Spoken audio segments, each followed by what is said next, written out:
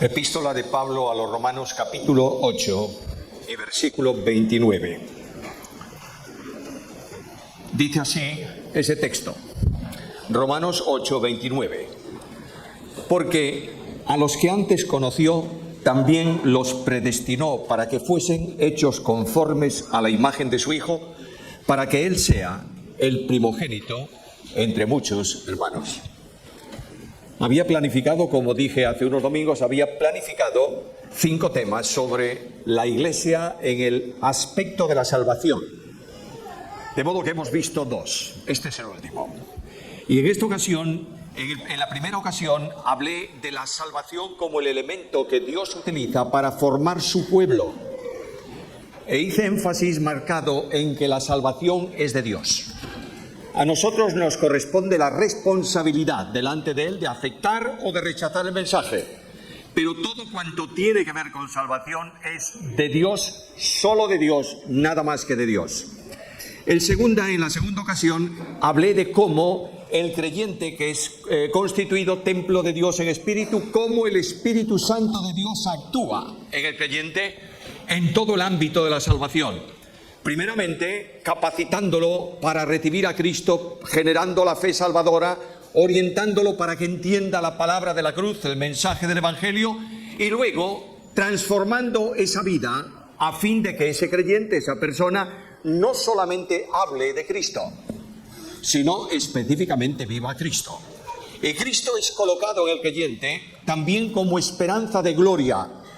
Nosotros a veces tenemos unas ideas un tanto extrañas y me encantó, honestamente, delante del Señor, el mensaje de Iván del domingo, en donde ha dicho cosas tremendamente firmes y donde alabo al Señor por personas que utilizan la Biblia para predicar la Biblia y cuyo mensaje descansa en la Biblia, solo en la Biblia. Iván nos condujo a una reflexión. Hay algunos que buscan a Dios de una manera en que no va a ser encontrado. Puso aquel ejemplo de Éxodo en donde el pueblo de Israel construye un becerro mientras Moisés está en el monte, y terminó diciéndonos que de la manera en que tú buscas a Dios, así tendrás una experiencia con Él. Este versículo me habla de la determinación de Dios en relación con los creyentes. Y es enormemente importante el texto. A veces, como tiene palabras un tanto extrañas, pues no lo utilizamos demasiado y no se enseña demasiado este versículo. Yo quiero tomarlo esta mañana para 3 cosas. Primeramente, para hablaros de una determinación. El texto de Pablo es claro: a los que antes conoció, también los predestinó. En segundo lugar, está la transformación, porque el propósito de Dios es que cada creyente sea hecho conforme ¿a qué? A la imagen de Jesucristo. Luego, la vida cristiana no es tanto que tú quieras morir por Cristo. La vida cristiana es que quieras vivir a Cristo. A veces nosotros buscamos la gloria del martirio, cuando lo que Dios busca es un camino de seguimiento.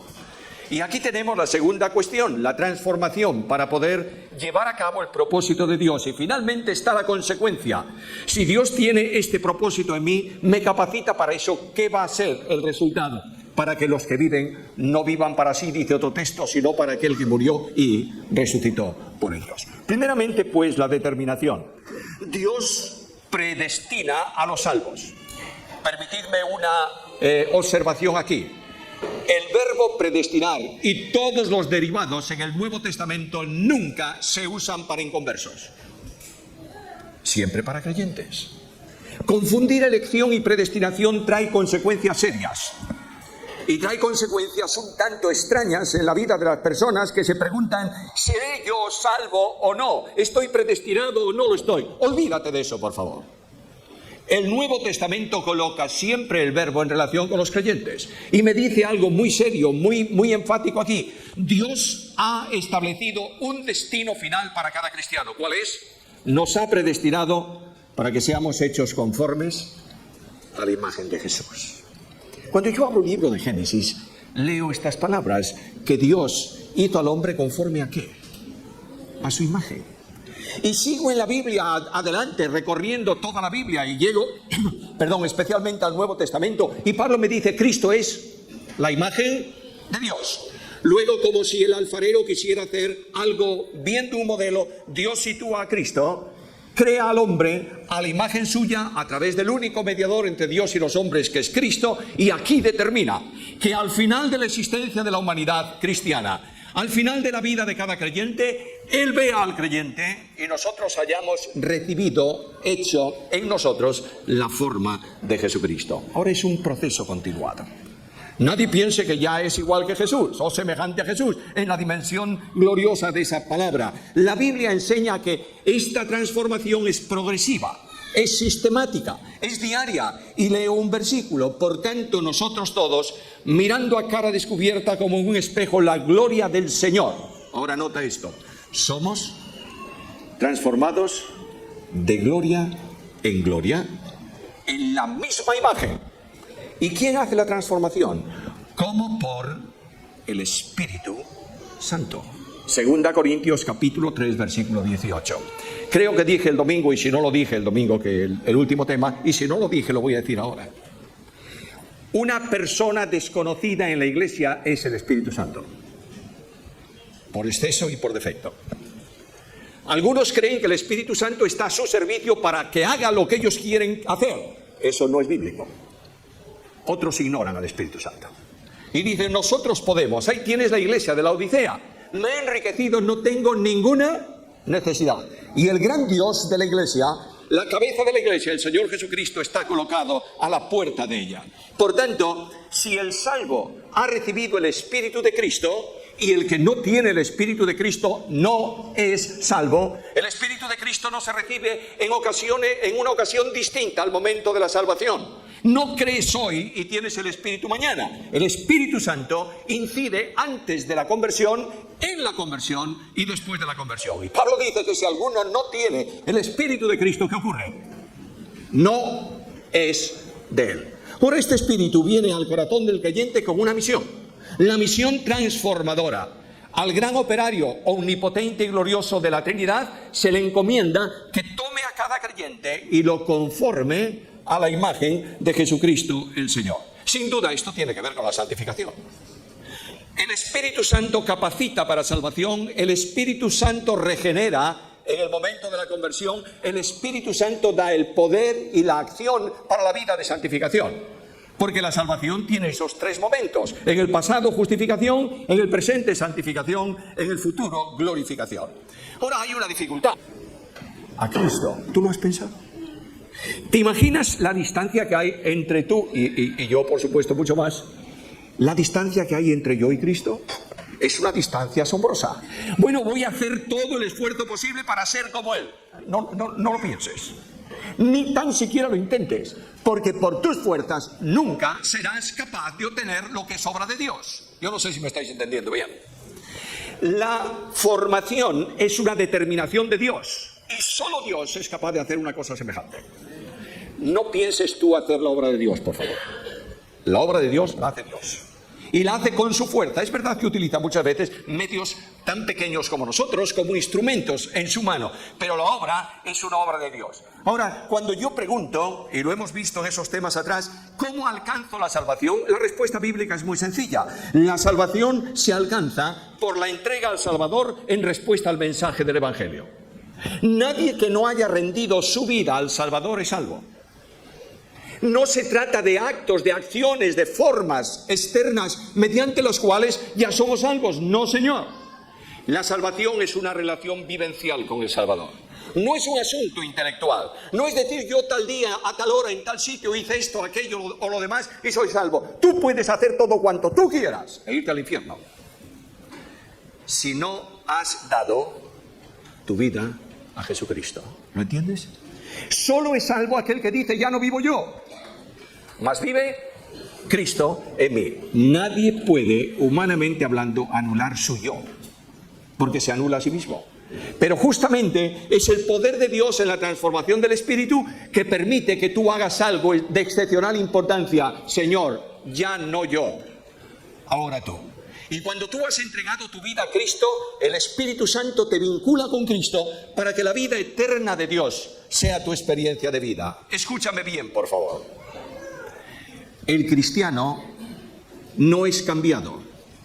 es nacido de nuevo. El cambio es tan radical, tan total, tan completo, que Pablo solo lo compara con un nuevo nacimiento. Y dice Pablo algo muy serio para ti y para mí esta mañana, para los creyentes presentes en este lugar. Las cosas viejas pasaron. ¿Qué más? He aquí, todas, no algunas, todas son hechas nuevas. Por tanto, hay un cambio radical en la experiencia de vida con Cristo. No te olvides, por favor, que antes de la conversión, el hombre es un muerto espiritual en delitos y pecados. Y la Biblia afirma contundentemente que todos nosotros somos muertos en pecados. ¿Por qué? Porque todos somos pecadores. Desde el instante de la concepción, la transmisión genética espiritual del pecado viene al hombre. Hablaba Juan Marcos, presentaban aquí la fotografía de Moisés. Lindísimo. El otro día estuvimos viéndolo, su nariz chatita, es muy encanto, como todos los bebés, ¿verdad? Claro. Y el papá esperaba que yo le dijese, se parece a ti, no, es verdad. No mintáis los unos a los otros. No, es igual que su mamá, tampoco es cierto. Tienes que esperar un tiempo porque de momento es un niño. Uy, es que la sonrisa, lo que tú quieras. Ese encanto de niño, ese tesoro de niño, es un pecador. ¿Lo entiendes? ¿Por qué pecó? No. Simplemente porque nació con la herencia genética espiritual de sus padres hasta Adán, que son pecadores. Y a causa del pecado estamos muertos en nuestros delitos y pecados. Ahora viene la salvación. Y por favor, entended bien esto. La salvación es una resurrección espiritual.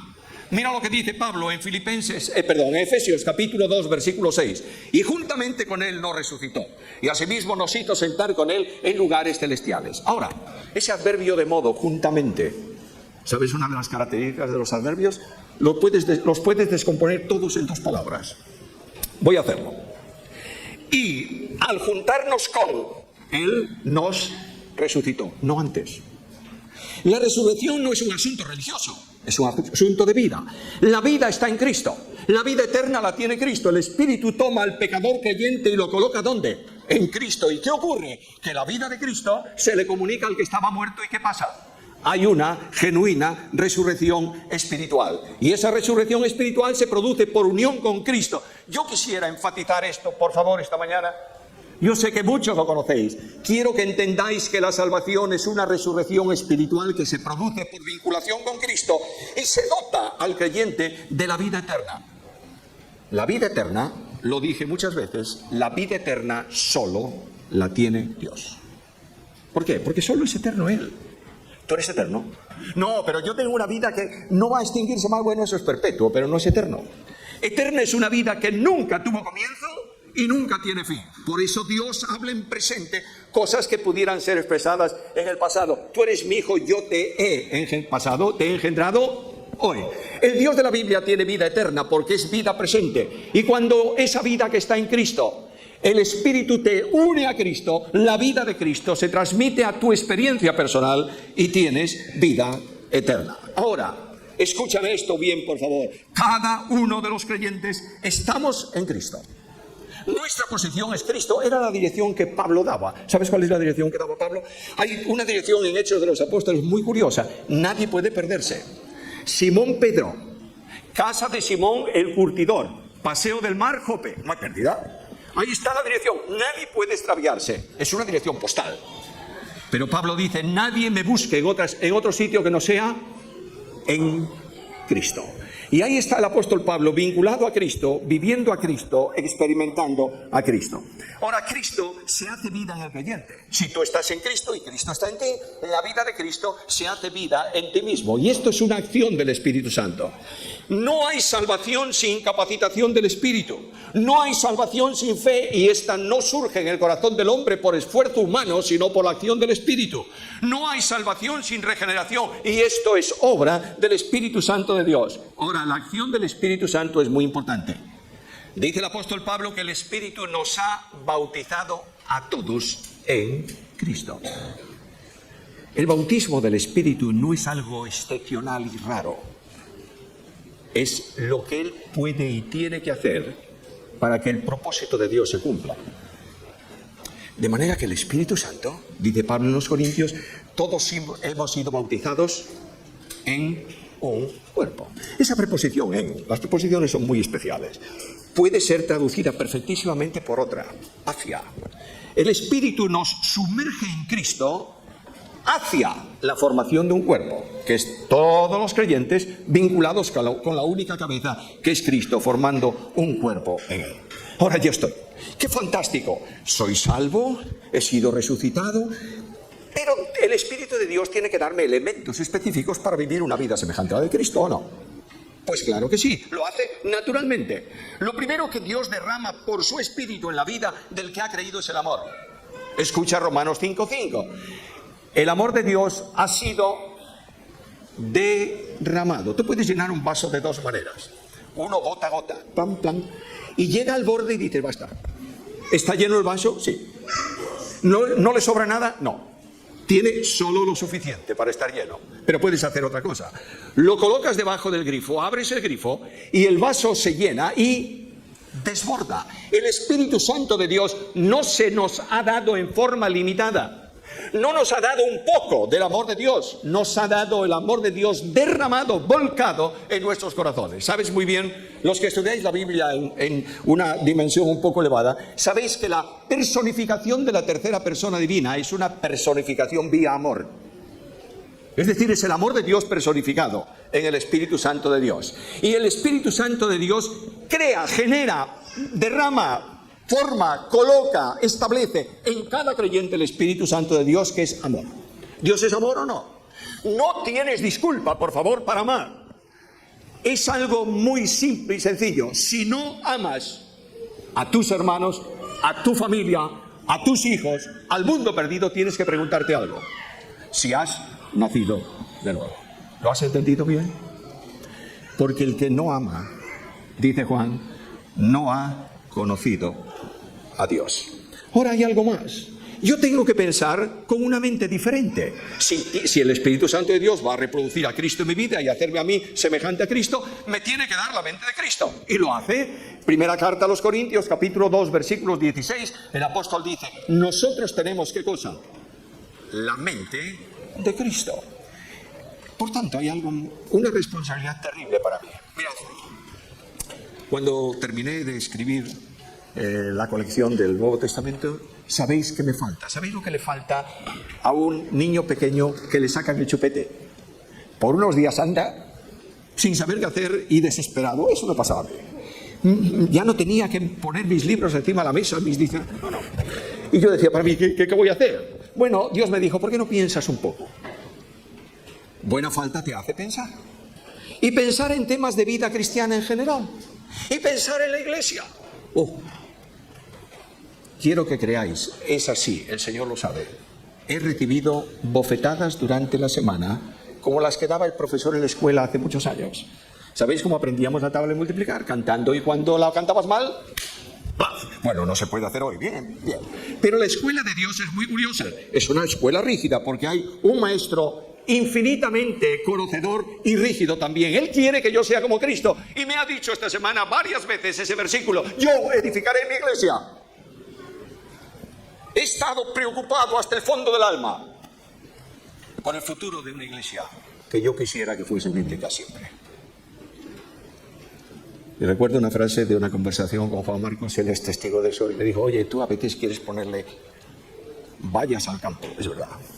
Lo que yo tengo que entender es que no soy yo, es Cristo que hace su obra. ¿No entiendes o no?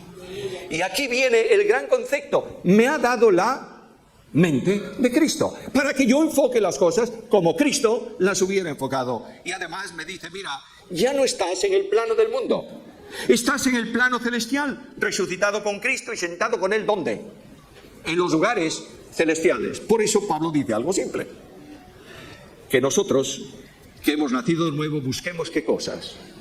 Las cosas de arriba. ¿Por qué? Porque estás arriba. Por tanto, a veces nosotros tenemos la manía de estar viendo las cosas de arriba como si estuvieran lejos de nosotros y añoramos y anhelamos y decimos, ¡oh, qué fantástico va a ser cuando estemos allá! ¡Qué estupenda reunión, todos los creyentes juntos, amándonos, dándonos abrazos! Escúchame, por favor, vívela ahora ya. Porque tu posición es celestial. Deja de mirar para arriba con añoranza y comienza a disfrutarlo. Porque tú estás en ese plano, porque estás sentado con Cristo, ¿dónde? En los lugares celestiales. Ahora, tenemos una nueva posición también. El apóstol Pablo en la carta a los Filipenses, capítulo 1, versículo 21, dice, para mí el vivir es Cristo, pero estaba pensando en otro texto, creo que es Efesios también 2, versículo 6, sí, es ahí, donde dice que estamos sentados con Cristo, ¿dónde? En lugares celestiales. Pero hay una libertad de la que hablaré en un momento, que dice que Dios nos libró del poder de las tinieblas y nos trasladó ¿a dónde? Al reino de su amado Hijo. Algunos creen que el reino es algo que viene en el futuro. Yo pregunto, ¿y dónde estoy yo ahora? Dice, bueno, estás en una esfera de gracia que Dios tuvo que habilitar porque Israel no aceptó al rey. No lo encuentro en la Biblia, perdonadme, pero no lo encuentro. Lo he predicado hace muchos años, ya no lo puedo hacer ahora. Dios te ha puesto en el reino. Y este reino no tiene fin. Vendrá el milenio, claro que vendrá. Y vendrá cielos nuevos y tierra nueva. Pero todo eso que es el reino. De modo que te ha sacado del poder de las tinieblas y te ha colocado en una nueva esfera, el reino de los cielos. Hay, por tanto, un propósito y Cristo se hace vida en el creyente. Y mencionaba el texto antes porque para mí el vivir es Cristo. Y el Espíritu Santo reproduce a Cristo formando en nosotros su carácter moral mediante las obras del Espíritu. Las obras del Espíritu son amor, gozo, paz, etcétera, etcétera. Esa es la biografía de Jesús, así era Jesús. La biografía más breve de Cristo en la Biblia está en Gálatas capítulo 2. El fruto del Espíritu es la manifestación visible de la realidad de Cristo en la vida del creyente. Ahora hay algo importante. El seguimiento a Cristo no es posible sino bajo el control del Espíritu. ¿Lo crees? Dice Pablo, si vivimos por el Espíritu, andemos también por el Espíritu. Luego no puedes desentenderte del Espíritu. Si en tu vida personal el Espíritu Santo de Dios está contristado, si hay pecado oculto en tu vida sin confesar, el Espíritu de Dios no actúa en tu vida. Si tú estás resistiendo al Espíritu Santo, cuando Él te dice este es el camino y tú dices ese no es mi camino, no es posible que sigas a Jesús. Y el Espíritu de Dios produce una vida victoriosa. Por eso dice Pablo en Gálatas 5:16, andad en el Espíritu. La identificación con Cristo, y me voy al punto 2, voy a terminar a tiempo, pero me voy al punto 2. La vida en el Espíritu marca un antes y un después de la identificación con Cristo. Antes éramos de una forma, ahora somos de otra, porque estamos crucificados con Cristo. Y ya no vivimos nosotros, es Cristo ahora el que vive en nosotros. En segundo lugar, el versículo habla de una transformación, para que seamos hechos conformes a la imagen de su Hijo. Y la expresión es muy clara, lo voy a decir con otras palabras de Pablo, Gálatas 2:20. Con Cristo estoy juntamente crucificado y ya no vivo yo, mas vive Cristo en mí, y lo que ahora vivo en la carne, lo vivo en la fe del Hijo de Dios, el cual me amó y se entregó a sí mismo por mí. La Biblia nos enseña que la consecuencia de la determinación divina, que seamos hechos conformes a la imagen de su Hijo, trae como consecuencia necesaria una experiencia renovada en la vida cristiana, obra del Espíritu Santo. La primera de ellas es la experiencia de libertad. Dios nos libró del poder ¿de qué? De las tinieblas. Antes vivíamos en un mundo tenebroso, bajo el control de Satanás y bajo el control del pecado. En este momento, liberadas nuestras cadenas de opresión y trasladadas al reino, tenemos una experiencia gloriosa de libertad. Hermano mío, por años he estado luchando porque la congregación donde yo estaba, esta es la Iglesia Unida, pero en la congregación anterior, la gente entendiera que el creyente es libre. No para hacer lo que quiere, para hacer lo que debe. El creyente es libre para obedecer, pero es libre también para impedir que sobre él pongan cargas de opresión que agobian la vida cristiana y eliminan totalmente el gozo de la salvación. El creyente es libre, libertad en Cristo. Hay algo también maravilloso en esto y es una nueva relación de comunión con Dios. Mira, yo salgo el domingo, saludo a la gente, ahí, yo soy un tanto despistado para nombres. Nadie me pregunte cómo me llamo. Sí, pues no lo sé. Pero si te lo dije el domingo, pues lo siento, pero no lo sé. Bueno, puedo, lo identifico, la identifico, etcétera, etcétera, etcétera. Le doy un saludo cariñoso, lo más afectuoso posible, un abrazo, un beso y se va. ¿Por qué a alguien desconocido, con alguien desconocido hago esto? ¿Por qué? Porque la comunión horizontal entre creyentes es el resultado de la comunión vertical. No olvidemos esto, por favor.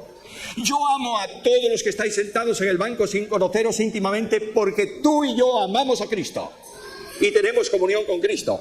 Y cuando tú te niegas a tener comunión con un hermano, por la razón que sea, no importa cuál sea, estás poniendo fuera de comunión a Cristo en tu vida.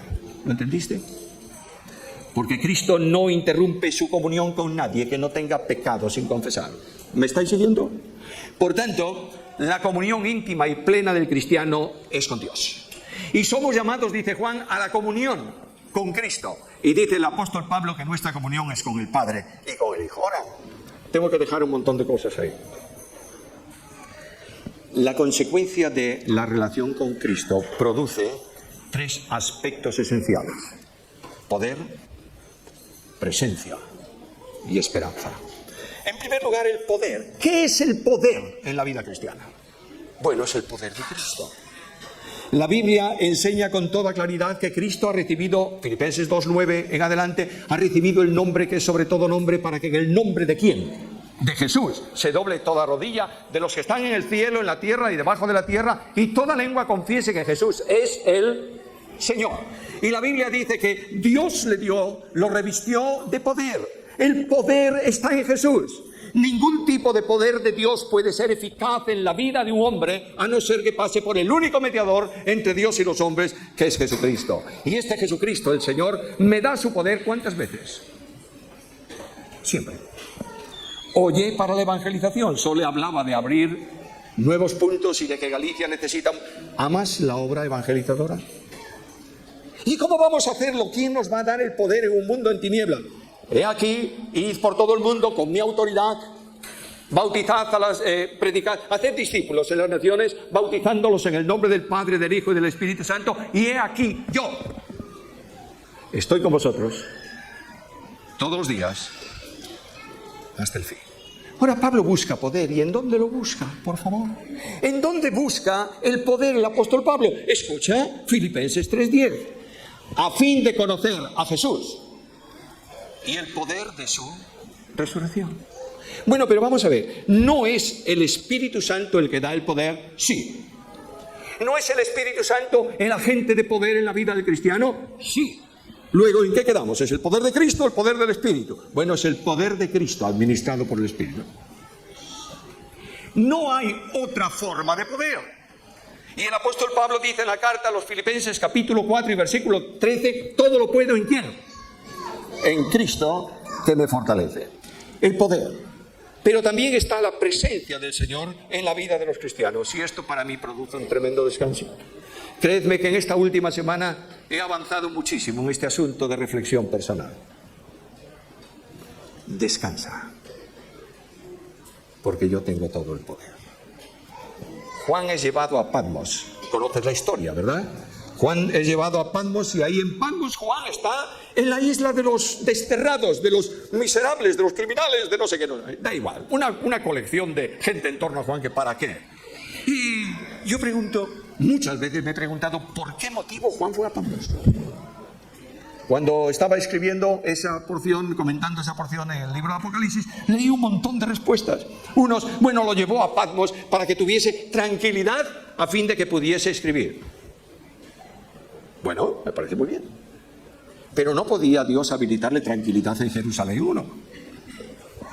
No, lo llevó a Patmos porque allí podía leer con calma los rollos que tenía de las profecías. Y no lo podía hacer en Samaria o en algún lugar de Judea. ¿Podía o no podía? Y encontré una respuesta que a lo mejor no te satisface, pero a mí me llenó de paz. Juan está en la isla de Patmos y es llevado a ese lugar para sentir a sus espaldas una voz poderosa y ver la gloria de Jesús detrás de él, y él cae al suelo. Y en el momento en que Juan cae al suelo, el Señor toca con su mano la espalda de Juan y dice, no temas, yo estoy contigo. Dios me ha llevado muchas veces a mi Patmos personal para que pudiera sentir su mano en mi espalda y sentir el contacto personal del Señor. Y en medio de las pruebas es mi experiencia. El Salmo 91:15 se cumple absolutamente. Con Él estaré yo en la angustia. ¡Qué bendición tan grande! El compañerismo del Señor. ¿Por cuánto tiempo? ¿Por cuánto tiempo? Mientras seas fiel, vas a tener su compañía. Cuando no seas fiel, escucha, por favor. ¿Siempre fue absolutamente fiel Pablo? Él dice, no lo he alcanzado. Bueno, es que no hay ningún creyente que alcance la perfección aquí en la tierra. Pero escucha lo que Pablo dice al final de su experiencia de vida. Después de sufrimientos, golpes, viajes peligrosos, naufragios en el mar, no sé cuántas cosas. Lee segunda carta a los Corintios y lo encontrarás ahí. Después de todo eso, Pablo dice, pero nunca estuve solo. Porque Cristo está conmigo. Puede ser que un día aquellos a quienes aman te den la espalda. Puede ser que el ministerio en la obra en el que tú te has volcado sea cancelado para ti.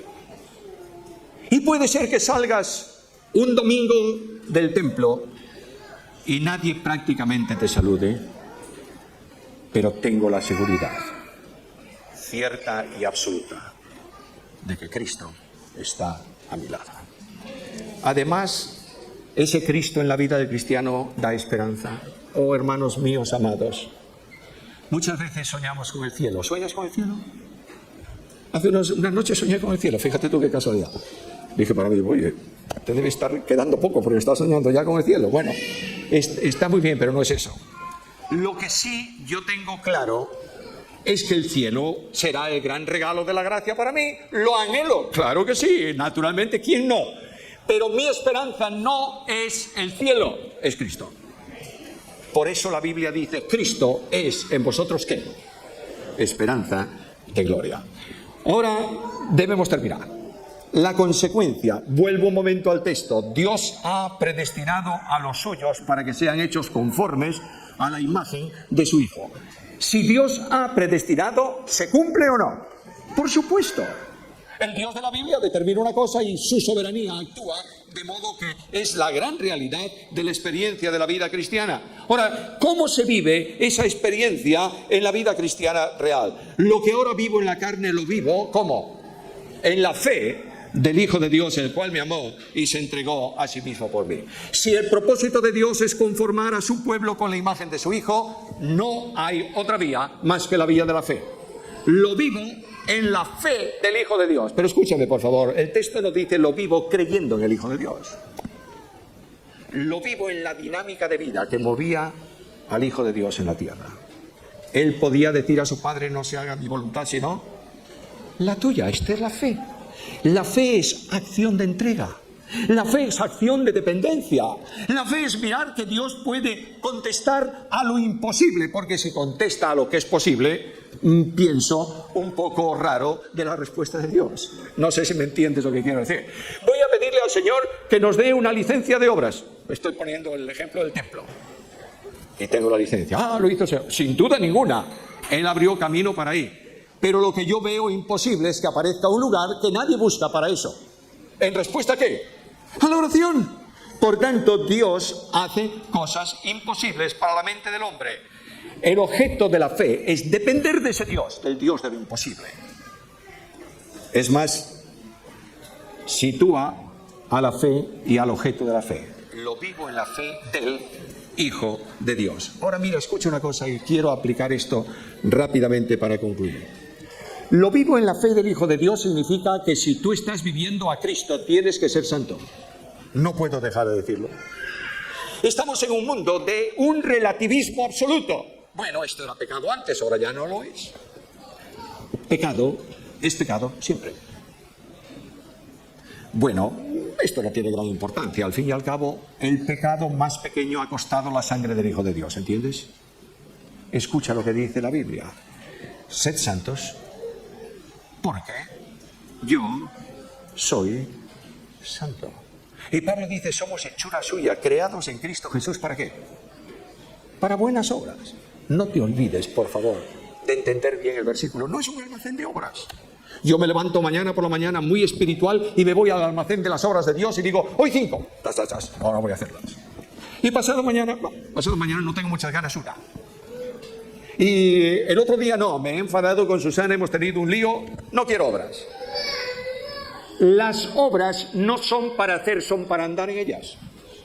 Es decir, es el estilo de vida de Jesús, ¿te das cuenta? Jesús, dice Pedro, anduvo haciendo bienes. Y ahora tú vives a Cristo. Haces obras que Dios preparó de antemano. ¿Para qué? Para que anduviésemos en ellas. El amor radiante que brilla en el mundo. El amor radiante brilla en el mundo. En un mundo en tinieblas. El amor radiante del esposo hacia la esposa brilla en las tinieblas del mundo manifestando a Cristo. Un día me preguntaba un hermano que había tenido un problema en casa. ¿Tenéis algún problema en casa alguna vez? ¿Discutisteis alguna vez con vuestra esposa y salisteis dando un portazo? Yo sé qué. Muy bien. Me decía este hombre, me ha ofendido y yo quiero que me pida perdón. Tú perdonas, te pidan perdón o no. Porque eso hizo Jesús. ¿Y quién tiene que dar el primer paso en restaurar la relación familiar rota? ¿La esposa o el esposo? El esposo. ¿Y dónde lo ves, Samuel? Bueno, ahí tienes un esposo enfadado con su esposa, Cristo y la iglesia en la Odisea. ¿Quién es el primero en actuar? Cristo, aquí estoy a la puerta y llamo. Si no eres capaz de hacer eso, pregúntate si estás viviendo a Jesús. Vivir a Cristo exige un servicio comprometido. Es una bendición ver ya el local bastante lleno el domingo. El domingo pasado parecía un plato de sopa del ejército con 4 garbanzos sueltos ahí en medio del agua. Pero es una bendición grande. Pero quiero decirte que tú has sido comprado para servir. Y hay algo muy importante. No se puede servir a dos señores. Tus intereses nunca coinciden con los intereses de Dios. El que vive para servir está viviendo a Cristo, que vino como siervo. Por último, ¿cuál es el motor dinámico para esa vida de compromiso? Mirad, yo rehuyo mucho de los espiritualoides. ¿Sabéis quiénes son los espiritualoides? Los que siempre están caminando en la gloria, pero están llenos de basura del mundo. Estos son los grandes espirituales de la Iglesia que doblan sus manos y cierran sus ojos y se entregan a un trance de manifestación espiritual cuando están viviendo lejos de Dios. Vivir a Cristo exige un compromiso serio. Todos tenemos que tener un estímulo para las cosas que hacemos. Por eso, lo he dicho en más de una ocasión, yo no presto mis libros. ¿Por qué? Bueno, por una razón muy fácil, porque el que me pide el libro tiene un tremendo estímulo porque quiere leerlo. Pero luego tiene que tener otro estímulo. ¿Cuál es? Devolvérmelo. Y eso no tiene ese estímulo. De modo que digo, no. Esto, pero bueno, no. ¿Quieres una parte del libro? Dime cuál. Te lo fotocopio y te lo doy. Pero el libro no. Bueno. Salvo un libro de nombres que presté a alguien y me lo devolvió. Pero esto son las excepciones. Ahora bien, lo que quiero decir es que Cristo necesitó un estímulo humanamente hablando para la cruz. Dios envió un ángel y puso delante de él gozo infinito. Y por ese gozo puesto delante de él, sufrió la cruz. ¿Cuál es el estímulo para tu vida cristiana? El amor de Cristo nos constriñe pensando esto. Que si uno murió por todos, luego todos murieron y por todos murió para que los que viven no vivan para sí, sino para aquel que murió y resucitó por ellos. Hermano, hermana, ¿cantaste esta mañana? ¿Te ha gustado la alabanza hoy? A mí me entusiasmó. ¿Y de qué hemos cantado? De la obra de salvación. Y hemos cantado de una vida victoriosa alcanzada en Cristo. Y hemos pensado en la cruz. Y hemos cantado expresiones sobre la operación de salvación en la cruz de Cristo. Escúchame, por favor. Si no has visto la cruz de Cristo, vas a salir hoy como entraste. Es necesario que el amor de Cristo impacte tu vida. Y Dios va a hacer la transformación en ella. Estábamos Susana y yo una vez en Italia, no me acuerdo de cómo se llamaba ese pueblo, esa ciudad de alfarería de cerámica. ¿Sí? No, claro, es igual. Ese pueblo, es una villa pequeña, tiene una característica, es una zona que hace porcelanas de primer. Y el hombre que nos hospedaba en casa nos dijo: ¿queréis ir al taller del artesano más importante de Italia en esto? No, me encantaría. Y él habló con alguien, hablaron con él, y un domingo por la mañana, domingo, qué herejía más grande, nos abrió el taller para enseñarnos lo que él hacía. Y nos enseñó cómo mezclaba el barro y cómo buscaba silicatos y no sé cuántas cosas más. Y me dijo: en Galicia tenéis uno que es blanco, blanco, blanco, perfecto. A veces traigo de ahí. Y claro, yo le pregunté: ¿y eso? Yo, ¿es muy caro? Y él me dijo: mira, voy a haceros una especie de tetera. Y se sentó y tomó un poco de barro, lo puso allí encima. Torno manual, nada de eléctrico. Y los dedos. Y yo le dije, cuando estaba él, terminó aquello, me dijo: ¿veis qué fácil es? Y le hizo así, agarró el barro y lo tiró al... Lo dije, ¡pum! Y le dije: ¿y por qué no lo tira? Y dice: ¿cómo lo voy a tirar? Si me ha costado mucho. Lo recupero para hacer con él lo que sea necesario. Hoy Dios quiere recuperar tu vida. Es posible que entrases aquí esta mañana lejos de Cristo, como un religioso, como un interesado, simplemente que has venido para disfrutar de la reunión. Si no tienes a Jesús, no tienes perdón de pecados, ni vida eterna. Y yo quiero invitar a que si entre nosotros hay alguna persona, no importa quién, que se da cuenta ahora de que realmente conoce intelectualmente a Cristo, pero no le ha dado su vida, yo te invito a que ahí donde tú estás, en una oración sencilla de fe, digas al Señor: Señor Jesús, te necesito, perdóname y sálvame. Si has hecho esta decisión personal en tu corazón, ya tienes a Cristo en tu vida y Dios trabajará para que sea semejante a Jesús. Yo quisiera orar por alguna persona esta mañana que haya dicho a Cristo: Señor, sálvame. Y quiere ahí donde está levantar su mano simplemente para saber que ha habido alguien hoy que ha recibido a Jesús y orar por él y por ella. ¿Hay alguien que ha recibido a Cristo esta mañana? Y dice al Señor: Señor, aquí estoy, quiero que me salves.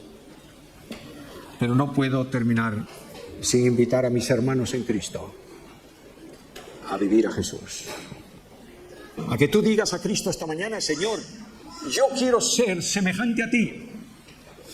Y no voy a poner ningún obstáculo. Perdona mis faltas, perdona mi corazón, a veces endurecido. Perdóname porque quiero vivir para tu gloria. Y quiero terminar orando también por estos hermanos. ¿Hay alguien que dice a Jesús? Cuenta conmigo. Dios te bendiga.